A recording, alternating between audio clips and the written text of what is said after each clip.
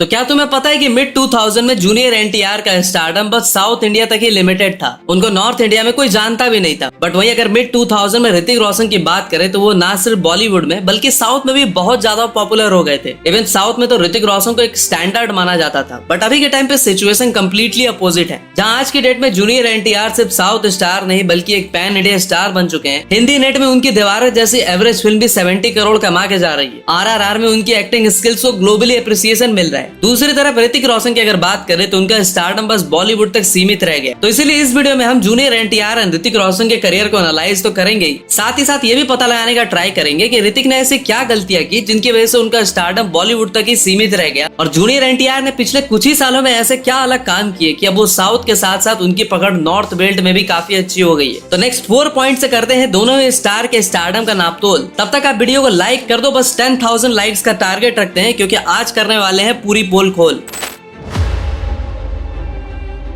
Hrithik Roshan and junior NTR भले ही India के दो अलग अलग इंडस्ट्री से आते हो, बट स्टिल उनके फिल्मी करियर में काफी सारी सिमिलरिटीज है। जैसे कि ऋतिक रोशन एक बहुत बड़ी फिल्मी फैमिली से आते हैं, उनके फादर राकेश रोशन इंडिया के one of the biggest director थे। तो वहीं दूसरी तरफ जूनियर एनटीआर भी एक बहुत बड़ी फिल्मी फैमिली से आते हैं। साथ ही साथ उनकी फैमिली का पॉलिटिक्स में भी काफी डोमिनेशन था। जूनियर एनटीआर के फादर नंदमुरी हरे कृष्णा राज्यसभा के फॉर्मर मेंबर थे, तो वही उनके grand father NT Rama Rao Andhra Pradesh के फॉर्मर सीएम। और अगर अब आगे बात करें तो दोनों ने अपना फिल्मी डेब्यू अर्ली 2000 में ही किया था, जहाँ ऋतिक रोशन ने कहो ना प्यार है जैसी बिग फिल्म से 2000 में अपना डेब्यू किया था, और उसी फिल्म से वो ओवरनाइट सुपरस्टार भी बन गए थे। और पिछले 25 इयर्स में ऋतिक रोशन इकलौते ऐसे स्टार है जो अपनी पहली फिल्म से ही सुपरस्टार बन गए थे। वहीं अगर जूनियर एनटीआर की बात करें तो वो 2000 में निन्नू चौधलानी नाम की एक फिल्म से डेब्यू करते हैं, बट उनकी डेब्यू फिल्म एक फेलियर साबित होती है। लेकिन उसी साल डायरेक्टर SS राजामौली के साथ उनकी एक फिल्म आती है जिसका नाम था स्टूडेंट नंबर 1। यह फिल्म बॉक्स ऑफिस में सक्सेसफुल साबित होती ही है, और इसी फिल्म से जूनियर एनटीआर के बिग स्टार बनने की जर्नी भी स्टार्ट होती है। अब देखो, ऋतिक और जूनियर एनटीआर दोनों बिग फिल्मी फैमिली से आते हैं और दोनों ने ही डेब्यू भी ऑलमोस्ट सेम टाइम के अराउंड किया था। और यहाँ पे दोनों में एक और सिमिलरिटी जो है वो भाई काफी शॉकिंग है, और वो सिमिलरिटी ये है कि दोनों ही सुपरस्टार ने अपने डेब्यू ईयर में 3 फिल्में रिलीज कर डाली थी। तो कोई एक्टर या सुपरस्टार जिस ईयर डेब्यू करता है उस ईयर उनकी 3 फिल्में आना बहुत रेयर होती है। और अगर दोनों की उन 3 मूवीज की बात करें तो ऋतिक ने 2000 में कहो ना प्यार है, फिजा एंड मिशन कश्मीर जैसी मूवीज रिलीज की थी, जिसमें कहो ना प्यार है तो ब्लॉकबस्टर रही थी, लेकिन बाकी 2 मूवीज ने बॉक्स ऑफिस पे कुछ अच्छी खासी कमाई नहीं की थी। अब अगर जूनियर एनटीआर की उन 3 मूवीज की बात करें तो इनमें से एक स्टूडेंट नंबर 1 थी जो सुपर हिट थी। Ninnu चौधलानी and Subbu box office पे कुछ खास कमाल नहीं कर पाई थी। अब अगर आगे बात करें तो अपने डेब्यू ईयर के बाद ऋतिक रोशन K3G मेरा मतलब कभी खुशी कभी गम जैसी ब्लॉकबस्टर मूवीज का पार्ट हो रहे थे। साथ ही साथ उन्होंने अपने ही दम पे कोई मिल गया जैसी सोलो मूवी को भी ब्लॉकबस्टर कराया था। और उसके बाद क्रिस एंड धूम 2 जैसे सीक्वल में ऋतिक रोशन ने ऐसा काम किया था कि इंडियन सिनेमा के लिए ऋतिक रोशन एक स्टैंडर्ड बन गए थे। और उनकी हाइप नॉर्थ इंडिया तक ही लिमिटेड नहीं थी, बल्कि उनकी क्रिस जैसी मूवी और उन मूवीज के सॉन्ग साउथ में भी काफी पॉपुलर हुए थे। तो बेसिकली उस टाइम पे ऋतिक रोशन को एक पैन इंडिया स्टार कहना बिल्कुल गलत नहीं होना चाहिए। वहीं अगर हम जूनियर एनटीआर की बात करें तो अपने डेब्यू ईयर के बाद आदि और सिमाद्री जैसी ब्लॉकबस्टर मूवीज देते हैं, और उन मूवीज की वजह से जूनियर एनटीआर की फैन फॉलोइंग लाइट की स्पीड से ज्यादा तेजी से इंक्रीज होने लगती है। इवन उनकी फिल्म आंध्रा वाला के म्यूजिक लॉन्च में लिटरली 10 लाख लोग आ जाते हैं, और उस क्राउड को मैनेज करने के लिए गवर्नमेंट को स्पेशल ट्रेन चलानी पड़ती है। तो जैसा कि तुम्हें पता चल ही चुका होगा कि ये दोनों सुपरस्टार्स ने बहुत ही जल्दी इंडस्ट्री में अपनी अपनी जगह बना ली थी। जहाँ एक तरफ जूनियर एनटीआर साउथ के किंग बनते जा रहे थे, तो वहीं दूसरी तरफ ऋतिक रोशन का डोमिनेशन ऑल ओवर इंडिया देखने को मिल रहा था। बट फिर आगे जाकर ऐसा क्या हुआ कि ऋतिक रोशन का स्टारडम बॉलीवुड तक ही सीमित रह गया और जूनियर एनटीआर आगे जाके एक पैन इंडिया स्टार बने। तो देखो, ऐसा होने के मल्टीपल रीजंस है जिसपे हम वीडियो में आगे बात करेंगे, लेकिन उससे पहले इन दोनों स्टार्स ने इंडियन सिनेमा में जो योगदान दिया उस पे बात करेंगे और पता लगाने का ट्राई करेंगे कि इन दोनों में कौन सा स्टार इंडियन सिनेमा के लिए ज्यादा बेनिफिशियल रहा है। साथ ही साथ हम दोनों के वर्किंग स्टाइल एंड माइंडसेट पर भी थोड़ा डिस्कशन करेंगे।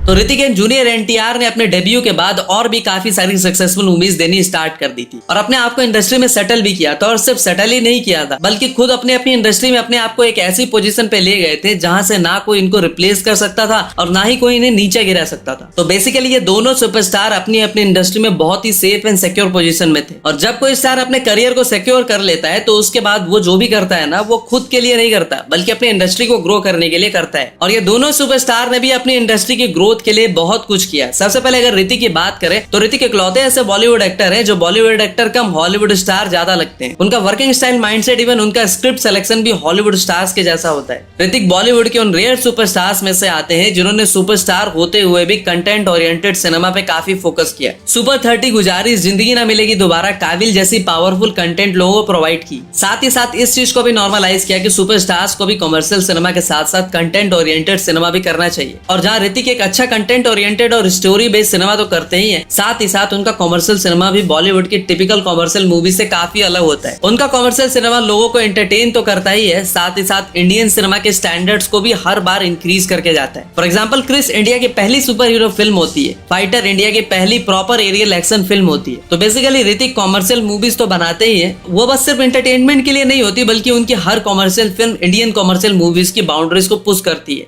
ऋतिक की जो कमर्शियल मूवीज होती है वो कमर्शियल होने के साथ साथ एक्सपेरिमेंटल भी होती है। और ऋतिक कुछ उन रेयर बॉलीवुड एक्टर्स में से है जिन्होंने एक्सपेरिमेंटल मूवीज की और उन एक्सपेरिमेंटल मूवीज को सक्सेसफुली पुल अप भी किया। अब अगर हम जूनियर एनटीआर की बात करें तो जैसे ऋतिक रोशन ने अपने वे में इंडस्ट्री को बेटर बनाने में हेल्प किया, वैसे जूनियर एनटीआर भी अपने फोर्टे में रहते हुए इंडिया के मास सिनेमा को बेटर बनाने में काफी योगदान दिए। उनकी टेम्पर और आरआरआर जैसी मूवीज को काफी ज्यादा एप्रिसिएशन मिली। इवन उनकी एक फिल्म टेम्पर को तो बॉलीवुड में सिम्बा नाम से रीमेक भी किया गया और उनकी फिल्म आरआरआर तो एक ग्लोबल फेनोमेनल थी जिसको दुनिया भर से एप्रिसिएशन मिली। इवन जूनियर एनटीआर की परफॉर्मेंस को पूरे हॉलीवुड तक ने एप्रिसिएट किया। तो हम कह सकते हैं कि जहां ऋतिक ने इंडियन सिनेमा को बेटर बनाने के लिए काफी एक्सपेरिमेंटल मूवीज की, तो वहीं जूनियर एनटीआर ने आरआरआर में अपनी परफॉर्मेंस के थ्रू दुनिया भर में इंडिया का नाम रोशन किया। और देखो, अभी तक हमने ऋतिक एंड जूनियर एनटीआर के अर्ली करियर पे बात की है, उन्होंने इंडियन सिनेमा को क्या दिया उस पे बात की। तो अब मैं यहाँ पे एक बहुत ही इंटरेस्टिंग क्वेश्चन रेज करना चाहूंगा कि जैसा कि तुम्हें पता ही है कि आफ्टर आरआरआर जूनियर एनटीआर के दबदबा सिर्फ साउथ तक ही नहीं लिमिटेड रहा, बल्कि आज वो नॉर्थ में भी अच्छी खासी पकड़ बना के बैठे हैं। बट अगर ऋतिक की बात करें, उनके पास नेक्स्ट लेवल डांसिंग स्किल्स भी है और उनके फैन फॉलोइंग नॉर्थ के साथ साथ साउथ में भी है। तो basically he is a jack of all trade. But फिर भी ऋतिक रोशन ने ऐसी क्या गलतियां की जिनकी वजह से उनका box office domination only north तक ही लिमिटेड रह गया। वही जूनियर एनटीआर जैसे स्टार आज पैन इंडिया लेवल पे खेल रहे हैं। तो ऋतिक ने क्या गलती की और जूनियर एनटीआर ने क्या गलतियां नहीं की, उनके बारे में नेक्स्ट पॉइंट में बात करते हैं।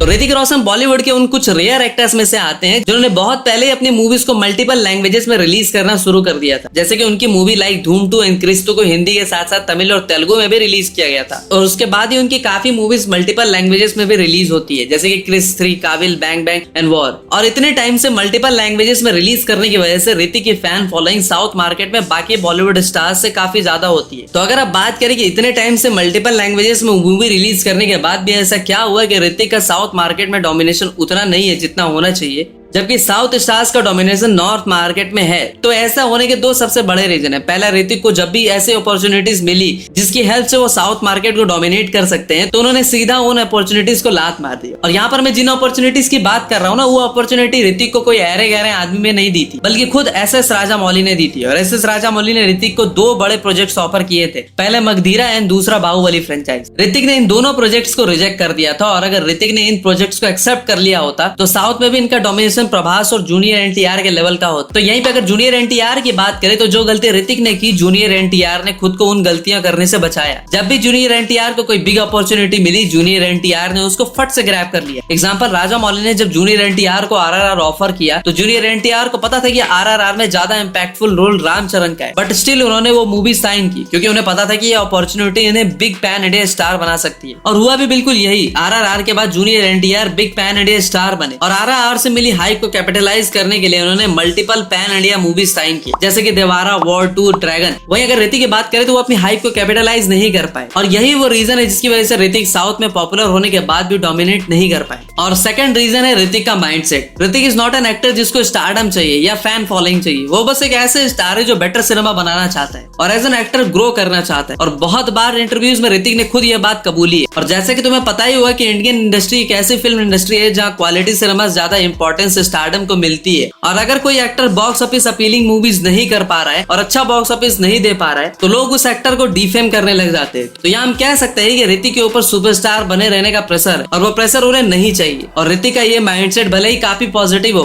बट यहाँ उनके साउथ मार्केट को डोमिनेट ना कर पाने का एक्चुअल रीजन भी है। अब देखो, तुम सबको पता है कि आजकल साउथ स्टार्स की हाइप और उनका स्टारडम बॉलीवुड स्टार्स से ज्यादा है। यानी स्टारडम के मामले में जूनियर एनटीआर ऋतिक से काफी आगे। बट फिर भी वॉर 2 टीजर रिलीज होने के बाद लोगों ने ऐसा क्यों कहा कि ऋतिक ने जूनियर एनटीआर को डोमिनेट कर दिया है और जूनियर एनटीआर को कच्चा चबा जाएंगे? क्या सच में ऋतिक डोमिनेट करने वाले हैं या जूनियर एनटीआर के अभी अपने आखिरी पत्ते नहीं खेले? द मोस्ट इंपॉर्टेंट वॉर 2 की सक्सेस का क्रेडिट किसको मिलना चाहिए? वॉर पार्ट 1 2019 में आई, जिसको 170 करोड़ के बजट पे बनाया गया था एंड उस फिल्म ने 470 करोड़ का कलेक्शन किया। एंड वॉर 1 की हाइप थी वो इसीलिए नहीं थी कि वो एक्शन फिल्म थी, बल्कि इसलिए थी क्योंकि उसमें ऋतिक एंड टाइगर का फेस ऑफ देखने को मिलने वाला था। अगर बात करें वॉर 2 की हाइप का रीजन का, तो इसकी hype junior NTR versus Hrithik Roshan के फेस ऑफ की वजह से है। अब देखो, इस फेस ऑफ में भले ही Hrithik Roshan on screen dominate कर रहे हो, बट अगर बात करें ऑफ स्क्रीन इस फिल्म का क्रेडिट ज्यादा किसको मिलना चाहिए, तो ये काफी कंट्रोवर्शियल बात हो सकती है, क्योंकि ऋतिक ने इस फ्रेंचाइज को शुरू किया, सक्सेसफुल बनाया और वो मूवी के प्रिंसिपल कास्ट में आते हैं, तो एक तरफ से वो बहुत ज्यादा क्रेडिट डिजर्व करते हैं। बट जूनियर एनटीआर इस फिल्म में इन्वॉल्वमेंट भी बहुत बड़ी वैल्यू ऐड करती है। और जूनियर एनटीआर इस फिल्म में कितनी वैल्यू ऐड कर रहे हैं, तो इसका अंदाजा तुम्हें इस बात से लग जाएगा कि जूनियर एनटीआर के स्टारडम की वजह से तेलुगु मार्केट के लिए वॉर 2 के राइट्स डिस्ट्रीब्यूशन 100 करोड़ रुपए तक खरीदे गए। और यहाँ पे जूनियर एनटीआर का स्टारडम ये चीज साबित करता है, जितना क्रेडिट ऋतिक इस फिल्म के लिए डिजर्व करते हैं, उतना ही क्रेडिट जूनियर एनटीआर पे डिजर्व करते हैं। और वॉर 2 कोई मामूली फिल्म नहीं है। करेंटली वॉर 2 इंडिया की मोस्ट हाइप फिल्म है और जितना जूनियर एनटीआर और ऋतिक रोशन ने वॉर 2 को दिया है, उससे ज्यादा ये film junior NTR and Hrithik के लिए बेनिफिशियल होगी। जहां जूनियर एनटीआर वॉर 2 से नॉर्थ मार्केट में अपनी पकड़ और ज्यादा स्ट्रॉन्ग बनाएंगे और अपना नॉर्थ मार्केट एनहेंस करेंगे, जिससे उनके आगे आने वाली मूवीज का बॉक्स ऑफिस कलेक्शन ज्यादा आने के चांसेस बढ़ जाएंगे। वहीं दूसरी तरफ ऋतिक रोशन भी वॉर 2 एंड जूनियर एनटीआर की हेल्प से साउथ मार्केट में अपनी ऑडियंस को इंक्रीज करेंगे। और अगर ऐसा होता है तो ऋतिक की अपकमिंग फिल्म क्रिस 4 भी साउथ में एक बड़ा बॉक्स ऑफिस नंबर जनरेट कर सकती है। तो मेरे हिसाब से वॉर 2 एक ऐसी फिल्म है जो ऋतिक एंड जूनियर एनटीआर को अपने अपने करियर में हेल्प करेगी। साथ ही साथ इंडियन सिनेमा को कंबाइन करने में भी ये फिल्म एक बड़ा योगदान देगी। और अगर ये फिल्म बिग सक्सेस रहती है तो नॉर्थ एंड साउथ स्टार्स के बीच ऐसे ही हमें और कोलैब्स भी देखने को मिलेंगे। और बाकी तो अभी इस वीडियो को एंड करने का टाइम आ गया है, लेकिन इस वीडियो के एंड करने से पहले मैं आपसे पूछना चाहूंगा कि आप ये फिल्म किसके लिए देख रहे हो? ऋतिक रोशन के लिए, जूनियर एनटीआर के लिए, या कियारा की बिगनी सीन के लिए? तो भाई मिलते हैं अगले वीडियो में। और हाँ, इस तरह की वीडियोस बनाने में हमारा काफी एफर्ट लगता है, तो कंटेंट पसंद आया हो तो लाइक करो, दोस्तों के साथ शेयर करो। तब तक के लिए हर हर महादेव।